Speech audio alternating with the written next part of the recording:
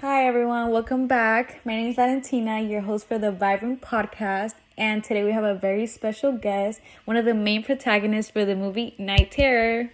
Hello, how are you? Good. So today I just have a couple questions for you that if you don't mind answering. Okay. The first one is, how does your product use or challenge conventions, and how does it represent social groups or issues? Okay, so technically our genre for this film is thrillers. So we mainly use a lot of these conventions, such as for costuming, the killer was dressed in all black and of course is masked. And we use black because it symbolizes the evil intentions the killer has towards the protagonist, and you can see this in every thriller movie. And then we also use a lot of low-key lighting because it just sets the tone and the vibe for the setting. It creates dark shadows where people wonder, oh, what's lurking behind those shadows? Like, what could possibly be there?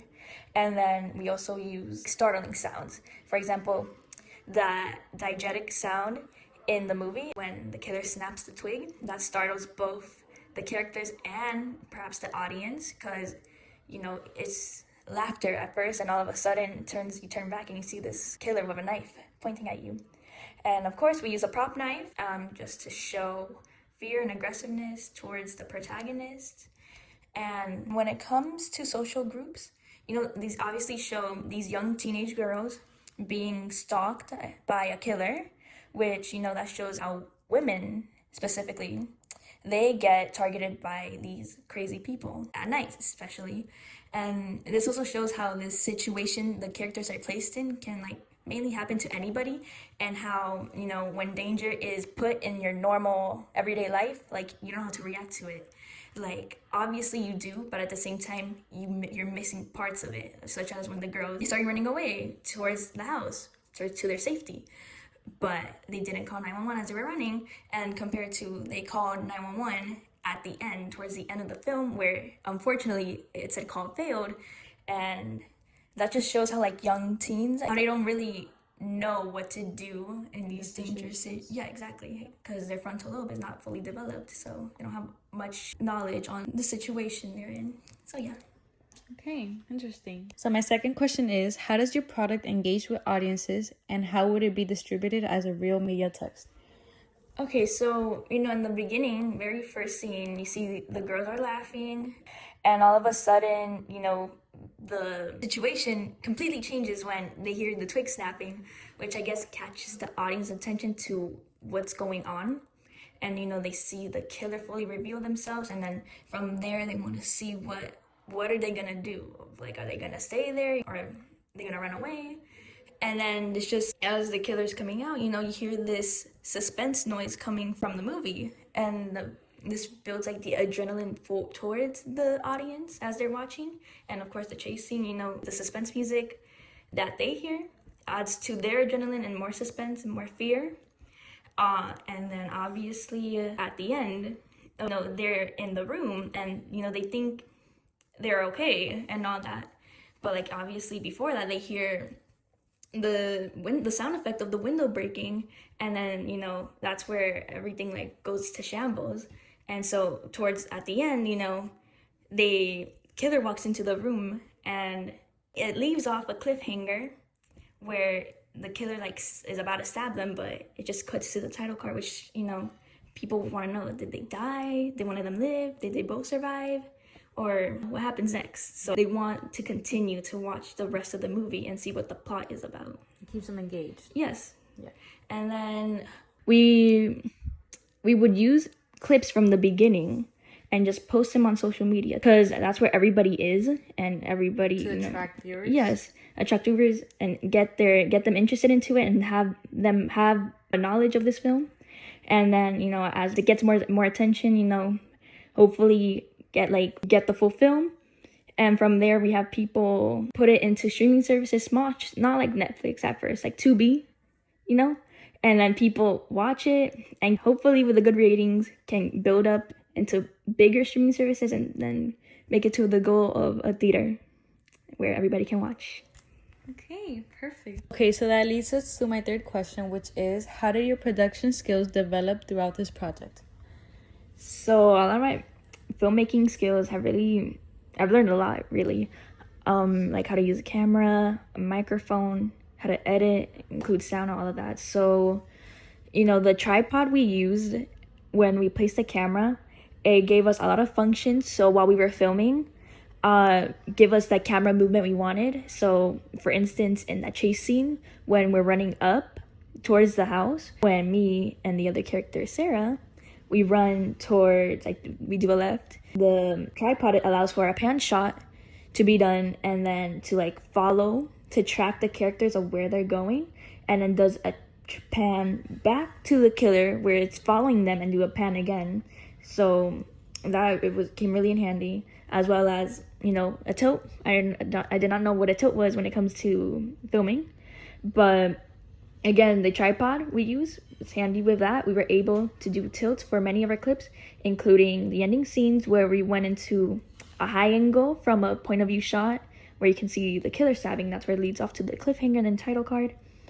And then when it comes to editing, cutting what clips we're gonna use and which ones we're not gonna use. And then that was a whole process because, the amount of footage we had was a lot. So we had to, use which ones would like give the message or set the tone. And then costuming for me was, I guess, like the fun part about it.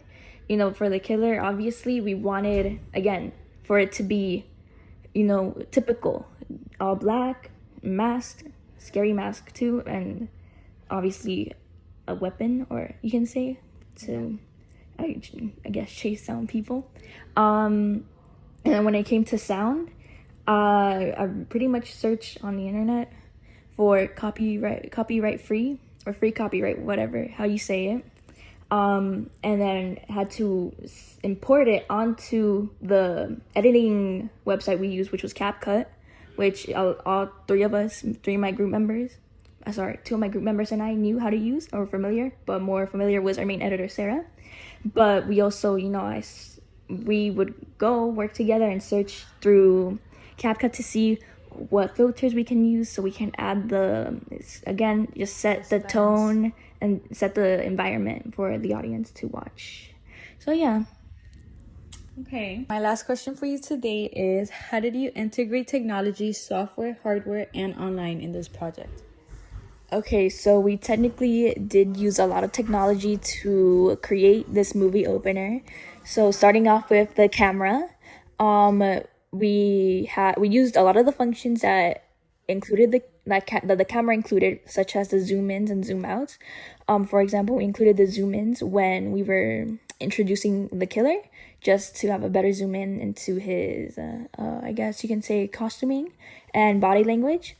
And then as well as we use zoom ins to show the expressions of the protagonists and see the fear and they have in their eyes and the eyebrows, and again, I guess the upper body language they had to express they're scared of the situation. And then, as I mentioned, the tripod also had tilt and pan functions. Yeah, so we used the pans to track the characters as they were running from the killer, and as well to track the killer as he was chasing the girls into the house. And then we also used a tilt. For example, in the very last scene, when we were tilting up in the guest point of view shot to where you can see the killer stabbing at a high angle, which just shows the vulnerability these girls are in right at that moment. And then we used a boom microphone, which is the stick, and then you attach the microphone onto the very edge, and then somebody stands behind it with the stick holding it, and to get the right audio so it's clear. And since we did use a lot of dialogue towards the beginning and in the middle and towards the end too, we wanted people to hear what we were saying and clearly without any outer distractions, any noise that's not controllable, because we did film outside in the set. And then when it comes to editing, we did use CapCut, again, as I mentioned earlier, because most of us are familiar with that, especially our main editor, Sarah. So we did use a lot of the functions and features that CapCut has, such as the transitions, which was dissolves and fades, because we don't want to abruptly transition into another scene because that's too distracting, and we don't want that either. So we use dissolves, fades, something simpler and smoothly to transition. And then we used a filter, a cool tone filter. I believe the name, I don't remember exactly what the name was, but it was a cool tone, and we wanted to use that so we can make the film or our clips more darker and more eerie and suspenseful, which we want to give off to the audience, obviously. And we also use the texting features to add just the simple credits, and then obviously the title card of the movie. And with that, we also add transitions so we can doesn't pop up automatically there, because again, it's gonna be distracting to the audience, and we don't want that. But we do obviously want to mention who the people who created this. So yeah. Okay, thank you so much. So there you guys have it, all the insights and production for this movie. But yeah, thank you so much for your time answering my questions. What's your name again? Camila Molina. Camila. Here we have Camila Molina on the show today. And stay tuned, because next episode we will have the whole cast of Night Terror here on the Vibrant Podcast. Bye, guys. Bye.